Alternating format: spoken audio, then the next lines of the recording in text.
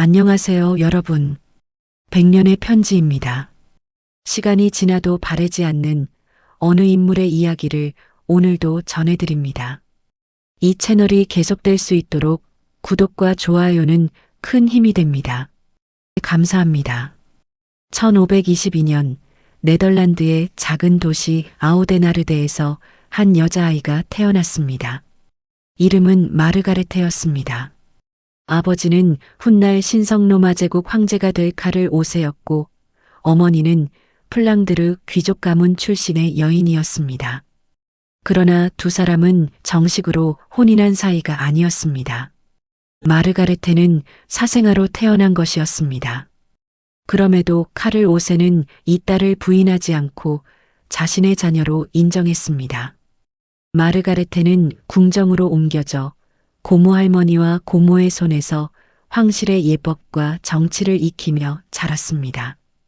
친어머니와는 일찍이 떨어져 지내야 했지만 마르가레테를 거둔 두 고모는 모두 당대에 손꼽히는 여성 정치가였습니다. 네덜란드를 실질적으로 다스렸던 오스트리아의 마르가레테와 그 뒤를 이은 헝가리의 마리아였습니다. 어린 마르가레테는 이들이 회의를 주재하고 외교 문서를 검토하는 모습을 곁에서 지켜보며 자랐습니다. 훗날 그녀가 총독의 자리에서 보여줄 신중함은 이미 이 시절부터 조금씩 몸에 배어가고 있었습니다. 그러나 사생아라는 신분은 평생 그녀를 따라다니는 그림자였습니다. 아무리 황제의 딸로 인정받았다 해도 그녀의 혼인은 애초부터 그녀 자신의 뜻과는 무관한 일이었습니다. 1536년 14살의 마르가레테는 피렌체를 다스리던 알레산드로 대 메디치와 정략 결혼을 하게 되었습니다. 그러나 남편은 결혼한 지 채 1년도 지나지 않아 사촌의 손에 암살당하고 말았습니다. 10대의 나이에 과부가 된 마르가레테는 얼마 지나지 않아 다시 한번 정략 결혼의 대상이 되었습니다. 이번 상대는 파르마 공국의 오타비오 파르네세였습니다. 이 결혼으로 그녀는 마르가레테 폰 파르마라는 이름을 얻게 되었습니다. 두 번째 결혼도 처음부터 순탄하지는 않았습니다. 오랫동안 두 사람 사이에 아이가 생기지 않아 파르마 궁정 안팎에서 불안한 시선이 이어졌습니다. 후계자를 낳지 못하는 공작 부인이라는 꼬리표가 또 한 번 그녀를 옥죄어 왔습니다. 그러나 시간이 흐른 뒤 아들 알레산드로가 태어나면서 마르가레테는 비로소 파르마 공국 안에서 자신의 입지를 다질 수 있었습니다. 두 사람 사이에서 아들 알레산드로 파르네세가 태어났지만 결혼 생활은 순탄치 않았습니다. 마르가레테는 자신의 삶이 언제나 아버지와 이복 동생 그리고 시댁의 정치적 계산에 따라 이리저리 옮겨 다니는 장기짝 같다는 것을 실감하고 있었습니다. 그럼에도 그녀는 좌절하지 않고 이탈리아 여러 궁정을 오가며 복잡한 도시국가 외교의 감각을 몸으로 익혀나갔습니다. 훗날 그녀의 삶을 바꾸어 놓을 자산이 되어줄 경험이었습니다. 1559년 마르가레테의 삶에 결정적인 전환점이 찾아왔습니다. 이복 동생인 스페인 왕 필리페 2세가 그녀를 네덜란드 총독으로 임명한 것이었습니다. 당시 네덜란드는 스페인 제국의 지배를 받는 부유한 영토였고 총독은 왕을 대신해 그 넓은 땅을 다스리는 막중한 자리였습니다. 여성이 이런 자리에 오르는 일은 극히 드물었습니다. 그러나 필리페 2세는 이복 누이의 신중함과 외교 감각을 신뢰했습니다. 마르가레테는 그렇게 낯선 땅, 낯선 갈등의 한가운데로 걸어 들어가게 되었습니다. 부임 전 그녀는 오랫동안 신중하게 조언을 구했습니다.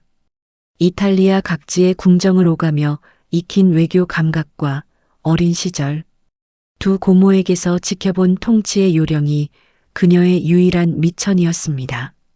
스페인 왕실은 그녀에게 실질적인 권한 대신 자문위원회의 동의를 구하도록 제한을 두었지만 마르가레테는 그 안에서도 자신만의 방식을 찾아내려 애썼습니다. 총독으로 부임한 네덜란드는 결코 순탄한 자리가 아니었습니다. 유럽 전역을 휩쓸던 종교개혁의 물결이 이곳에도 거세게 밀려들고 있었습니다. 칼뱅주의 개신교가 빠르게 퍼져나갔고 가톨릭 국가인 스페인과 개신교로 기울어가는 네덜란드 사이의 간극은 날로 벌어졌습니다. 1566년에는 개신교 신자들이 곳곳에 성당을 습격해 성상을 파괴하는 사건까지 벌어졌습니다. 폭발 직전의 화약고와도 같은 상황이었습니다. 당시 네덜란드는 오늘날의 벨기에와 룩셈부르크까지 아우르는 넓은 땅으로 직물 산업과 무역으로 유럽에서 손꼽히는 부유한 지역이었습니다. 안트베르펑 같은 도시에는 각국의 상인들이 몰려들었고 인쇄술의 발달로 새로운 사상과 종교개혁의 문헌들이 삽시간에 퍼져나가고 있었습니다. 부유함과 자유로운 사상이 공존하는 이 땅은 가톨릭 스페인 왕실의 눈에는 위태로운 불씨로 비쳤습니다. 마르가레테는 이 갈등 앞에서 무력 진압이 아닌 대화를 선택했습니다. 수백 명의 네덜란드 귀족들이 그녀를 찾아와 종교 박해를 완화해 달라는 청원을 올렸습니다. 이 자리에서 스페인 측의 한 신하가 청원자들을 두고 거짓대라며 비웃었다는 이야기가 전해집니다. 그러나 귀족들은 오히려 이 말을 자신들의 이름으로 받아들여 스스로를 거지라 자처하며 결속을 다졌습니다. 이는 훗날 네덜란드 독립운동을 상징하는 이름으로 자리 잡게 됩니다. 마르가레테는 이들의 청원을 받아들여 박해를 일시적으로 완화했고 폭발 직전이던 상황은 한동안 잠잠해졌습니다. 그날 청원 행렬을 지켜보던 마르가레테의 심경은 복잡했습니다. 귀족들의 요구를 들어주자니 스페인 본국의 강경한 종교 정책과 정면으로 부딪혔고 외면하자니 이미 곳곳에서 터져나오던 민심의 분노를 감당할 자신이 없었습니다. 그녀는 결국 당장의 파국을 막는 쪽을 택했습니다. 훗날 되돌아보면 이 결정이야말로 그녀가 총독으로서 보여준 가장 대담한 정치적 선택이었습니다. 그러나 스페인 본국은 이러한 유화책을 나약함의 증거로 받아들였습니다. 필리페 2세는 누이의 방식을 신뢰하는 대신 무자비한 진압으로 이름난 알바 공작을 네덜란드로 보내기로 결정했습니다. 자신이 공들여 쌓아온 외교가 통째로 뒤집히는 것을 지켜보아야 했던 마르가레테는 알바 공작이 도착하기 직전인 1567년 스스로 총독직에서 물러났습니다. 그녀가 힘겹게 붙들고 있던 균형은 그렇게 그녀의 손을 떠나고 말았습니다. 사임을 결정하던 날 마르가레테는 자신이 수년간 공들여 쌓아온 협상의 성과가 하루아침에 무의미해지는 것을 지켜보아야 했습니다.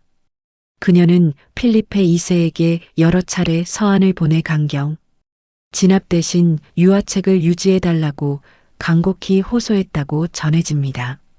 그러나 이복 동생은 끝내 그 호소에 귀를 기울이지 않았습니다. 스페인 국립문서보관소에는 지금도 이 시기 그녀가 주고받은 외교 서한들이 남아있어 그녀가 얼마나 절박하게 평화를 지키려 했는지를 짐작하게 해줍니다. 알바 공작이 네덜란드에 들어선 뒤 벌어진 일은 참혹했습니다. 그는 특별법정을 세워 재판도 없이 수천 명을 처형했고 귀족들의 재산을 몰수했습니다. 네덜란드 사람들은 그를 철의 공작이라 불렀습니다. 알바 공작은 부임하자마자 이른바 혈의 회의라 불리는 특별법정을 세워 재판다운 재판도 없이 수천 명을 처형대에 세웠습니다. 귀족들의 저택과 재산이 몰수되었고 마을 곳곳에서 밀고와 처형이 이어졌습니다. 불과 몇 달 전까지 마르가레테가 대화와 타협으로 겨우 눌러놓았던 분노가 이제는 걷잡을 수 없이 들끓기 시작했습니다. 이 잔혹한 탄압은 잠잠하던 민심에 다시 불을 붙였고 결국 네덜란드는 오랜 독립전쟁 끝에 스페인의 지배에서 벗어나게 됩니다. 훗날 몇몇 역사가들은 마르가레테의 외교가 계속되었다면 유럽의 역사가 다른 방향으로 흘렀을지도 모른다는 아쉬움을 남기기도 했습니다. 이탈리아로 돌아간 마르가레테였지만 그녀의 정치 인생은 거기서 끝나지 않았습니다. 1580년 그녀는 다시 한번 네덜란드 총독으로 임명되었습니다. 그러나 이번에는 사정이 전과 달랐습니다. 어느새 장성한 아들 알레산드로 파르네세가 군사령관으로 같은 땅에 나와 있었던 것입니다. 어머니는 외교와 행정을, 아들은 군사작전을 맡는 구조였지만 두 사람의 권한은 자꾸만 부딪혔습니다. 아들은 힘으로 밀어붙이길 원했고 어머니는 여전히 대화를 신뢰했습니다. 전장에서 잔뼈가 굵은 아들에게 어머니의 신중한 외교는 답답한 걸림돌처럼 느껴졌을 것입니다. 반대로 마르가레테에게 아들의 방식은 자신이 첫 번째, 임기 내내 막으려 했던 파국을 다시 불러들이는 길처럼 보였습니다. 한때 같은 편이었던 어머니와 아들은 같은 목표를 서로 다른 방식으로 좇으며 점점 멀어져 갔습니다. 결국 1583년 마르가레테는 두 번째로 총독직을 내려놓았습니다. 그녀는 다시 이탈리아로 돌아갔고 1586년 그곳에서 조용히 눈을 감았습니다. 두 번째 임기를 받아들일 무렵 마르가레테는 이미 스페인 왕실이 자신을 완전히 신뢰하지 않는다는 것을 알고 있었습니다. 그럼에도 그녀는 다시 한번 기회를 받아들였습니다. 실패했던 자리에 다시 서는 것은 결코 쉬운 결정이 아니었지만 그녀는 자신에게 남은 시간 안에서 할 수 있는 일을 하고자 했습니다. 아들과의 권한 다툼으로 결국 물러나야 했을 때도 그녀는 원망보다는 담담함으로 그 결과를 받아들였다고 전해집니다. 마르가레테 폰 파르마의 이름은 오랫동안 역사 속에 묻혀 있었습니다. 그녀의 뒤를 이은 알바 공작의 잔혹한 탄압이 훨씬 극적이었고 그에 맞서 싸운 오라녀공 빌럼의 독립투쟁이 훨씬 드라마틱했기 때문입니다. 폭력이 아닌 타협을 택했던 여인의 이야기는 화려한 승리도 비극적인 죽음도 아니었기에 사람들의 기억에 오래 남지 못했습니다. 같은 시대를 살았던 스코틀랜드의 메리 여왕이 극적인 몰락과 처형으로 오늘날까지 회자되는 것과는 대조적으로 조용히 물러난 그녀의 이야기는 역사책 한 귀퉁이로 밀려나고 말았습니다. 전쟁과 처형과 극적인 몰락은 이야기로 옮기기에 좋은 소재입니다. 그러나 갈등을 봉합하고 파국을 미루는 조용한 노력은 성공했을 때조차 눈에 띄는 결과물을 남기지 않습니다. 마르가레테가 지켜낸 것은 몇 년간의 평화였을 뿐 승리도 순교도 아니었습니다. 바로 그 점이 그녀의 이름이 역사 속에서 서서히 흐려진 이유였습니다. 같은 일을 하고도 기억되는 방식은 어머니와 아들 사이에서도 극명하게 갈렸습니다. 아들 알레산드로 파르네세는 뛰어난 군사 지휘관으로 역사에 이름을 남겼지만 정작 먼저 그 자리에서 행정과 외교를 이끌었던 어머니는 서서히 잊혀갔습니다. 여성이 복잡한 재정과 행정을 감당할 수 없으리라는 편견이 지배하던 시대에 마르가레테는 실력으로 그 편견에 맞섰습니다. 그러나 역사는 대개 전쟁과 승리를 기억할 뿐 갈등을 봉합하려 애쓴 조용한 노력에는 좀처럼 곁을 내주지 않았습니다. 최근 들어서야 역사학자들 사이에서 마르가레테에 대한 재평가가 조금씩 이루어지고 있습니다. 그녀가 총독으로 있던 시기에 네덜란드가 상대적으로 안정을 유지했다는 것, 그리고 그녀가 물러난 뒤 알바 공작의 강경책이 오히려 독립운동에 기름을 부었다는 사실이 새삼 주목받고 있는 것입니다. 사생아로 태어나 평생 누군가의 결정에 따라 움직여야 했던 여인이 자신에게 허락된 좁은 선택지 안에서도 끝까지 대화와 타협을 놓지 않았다는 사실은 시간이 흐른 뒤에야 비로소 그 가치를 인정받고 있습니다. 몇몇 연구자들은 그녀가 남긴 행정 기록을 다시 들여다보며 그녀가 세금과 무역, 종교 갈등이라는 복잡한 문제들을 동시에 조율해야 했던 능력 있는 행정가였다는 사실에 새삼 주목하고 있습니다. 여성이 국정을 감당할 수 없다는 편견이 만연하던 시대에 그녀는 십수년에 걸쳐 실제로 그 자리를 지켜냈습니다. 화려한 승리는 아니었지만 그것만으로도 충분히 기록될 가치가 있는 성취였습니다. 전쟁과 학살과 반란은 역사에 선명한 흔적을 남깁니다. 그러나 그 사이에서 조용히 평화를 지키려 했던 이들의 이야기는 성공하지 못했다는 이유만으로 쉽게 지워지곤 합니다. 돌이켜보면 마르가레테의 삶은 처음부터 끝까지 자신이 아닌 다른 이들의 결정으로 채워져 있었습니다.